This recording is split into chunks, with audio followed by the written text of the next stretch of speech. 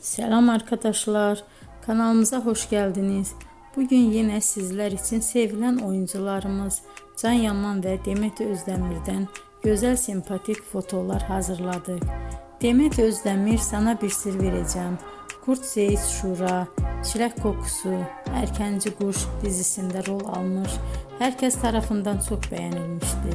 Biz de sizler için onların sempatik videolarını hazırladık.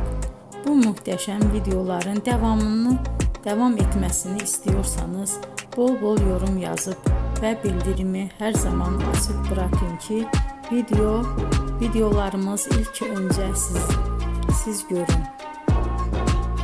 Hoşça kalın arkadaşlar.